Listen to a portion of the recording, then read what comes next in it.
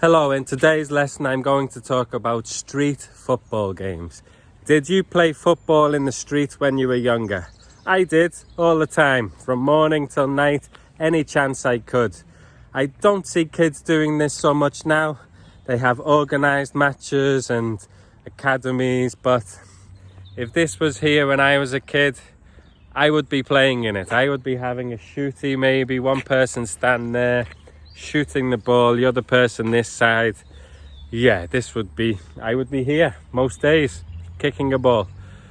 Okay, so in today's lesson, I'm going to talk about street football games. See you in the classroom.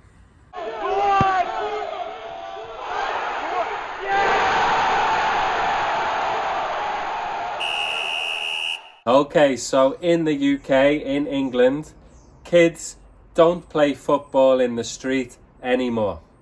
I don't see any kids playing football in the street. A little bit in the park, but not so much. And why not? Well, I think it's because of cars. Now, there are lots of cars in the streets. There's no space to play football.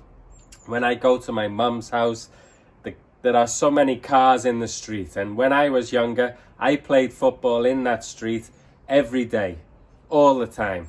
But now, I think also parents don't want their kids kicking a football in the street. Maybe they think it's dangerous. I think kids don't want to be kicking a football in the street. They prefer to play on their computers and their video games. Also, I think sport and football is organised for kids now. It's organised fun. They have it in a safe environment, usually on a football pitch, not on the street.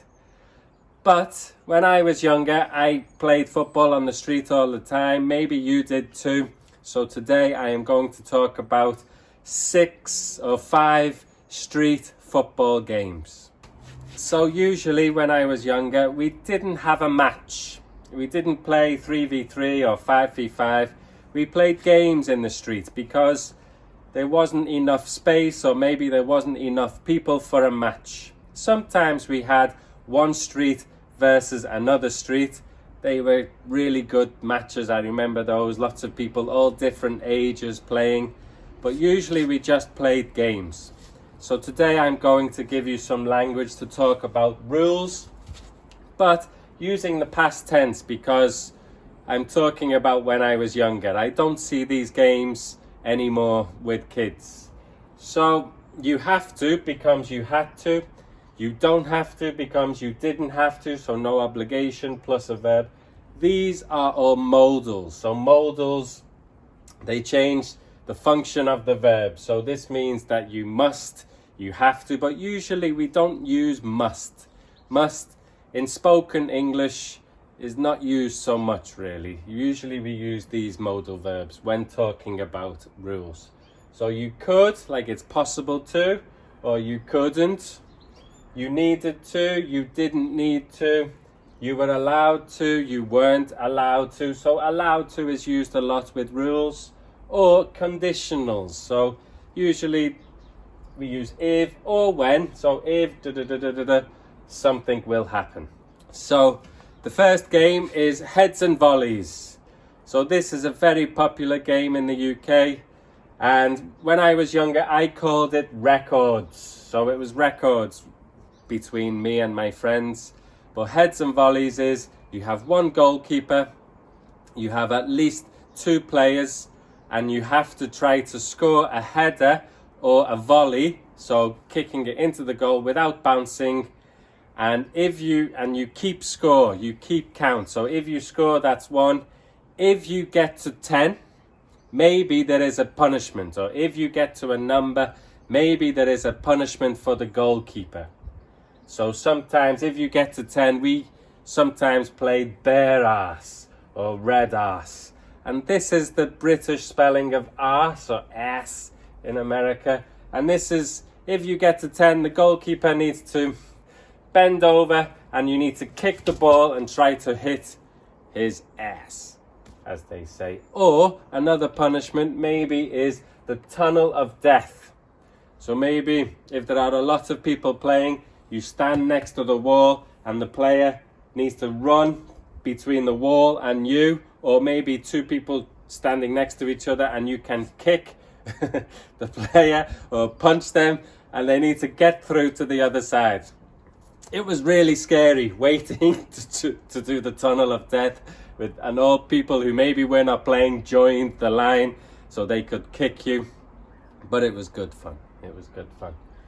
The goalkeeper can come out if they catch the ball. So if the goalkeeper catches the ball, you swap.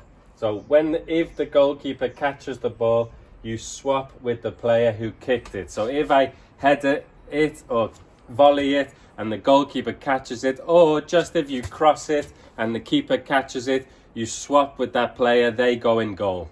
And you throw it, and you then try to get to 10 or a certain number.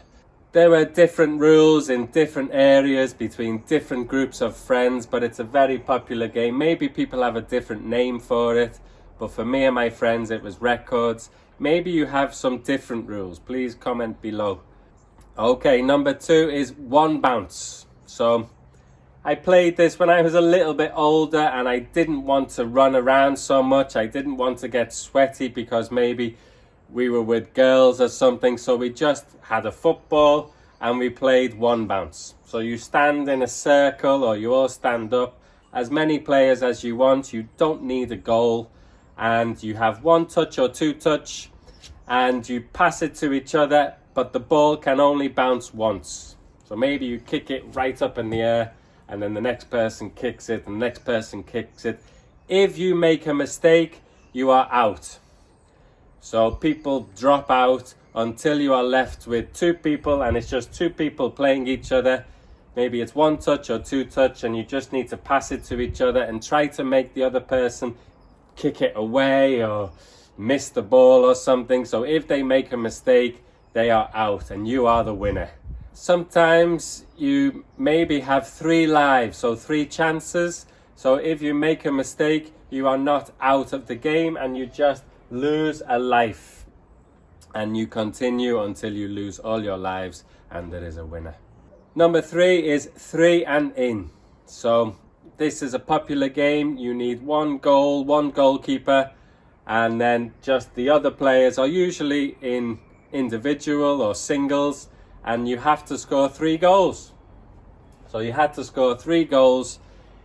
You could score anywhere you want. You could play in pairs, you could play in doubles or singles, but if you score 3 goals, you are not in goal. So it's a bit strange, the name, but 3 and in is the common name, I think. And you are not in goal if you score 3 goals, and the other players have to maybe continue to score 3 goals. Whoever doesn't score 3 goals is in goal for the next match, is the goalkeeper for the next game. Number 4 is similar to 3 and in, but a very popular game, knockouts. So I called it knockouts. Some people called it World Cup or FA Cup. And in this game you have 1 goal, 1 goalkeeper. A lot of these games don't have a goal because sometimes there's a phrase in English, I didn't write this, jumpers for goal posts. So a jumper for a goal post, for a post. So usually you take off your jumper and you put it as the goal, or you use something for a goal. But a phrase in English is jumpers for goal posts. So with knockouts or World Cup, you play 1 goalkeeper, kicks the ball, and maybe you have a pair, you have a partner, you play doubles, or you are single, and when you score, you are through to the next round. You qualify for the next round.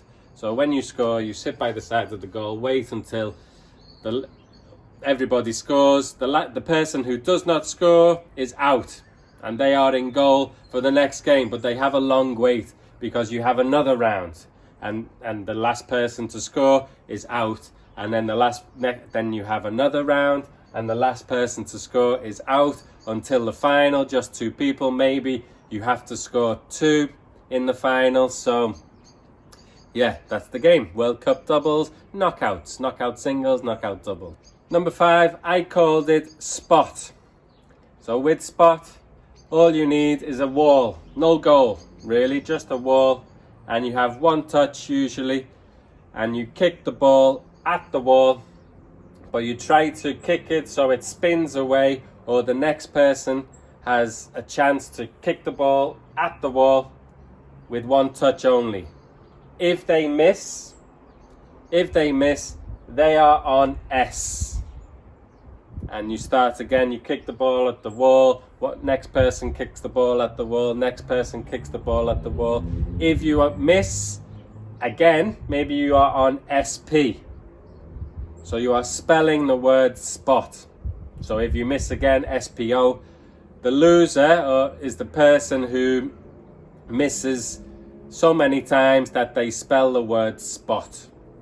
I think in other areas of England they call it Wally, maybe, but I called it spot. Okay, number 6 is Kirby. So this is a game and you stand on opposite sides of the road, on the pavement, on the sidewalk, as they say in America, and you try to throw the ball to hit the curb. The curb is the edge of the road. And if you hit it without bouncing and it comes back to you, you get a point. And there are different rules for this. Maybe if you hit it and you catch it, you get 2 points. Maybe if a car is going past and you throw it over the car, you get extra points. Or maybe if you throw it backwards, you get extra points. But lots of people know this game in England, in the UK, Kirby. Okay, that's it today. So 6 football street games from the UK. In your country, what games did you play when you were younger? Did you have your own game with your friends? Please comment below. Also, in your country, do people still play street football?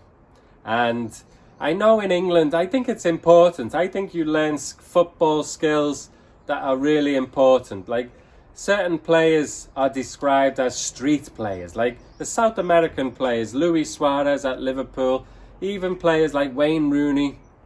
You can see that they played in the street a lot. They have close control. They're a bit more aggressive, maybe. In England, we don't have futsal. So futsal is a popular game in America. I've played it in South America. I've played it in Japan. It's a heavier ball. It's good for close skills. We don't have this in England. We just played on the street, and now it's lost. Kids are not playing on the street anymore. Now they play in organized matches in academies. So I think they are losing something, some close control, some hunger, some desire maybe from playing in the street. Also enjoyment. We played in the street for enjoyment with our friends all day. When it was dark, from morning till night, it was fun. Nowadays, I don't see this so much. So I think I would like to see street football coming back somehow, or places where kids can enjoy football with their friends. Okay, thank you for watching. See you in the next video.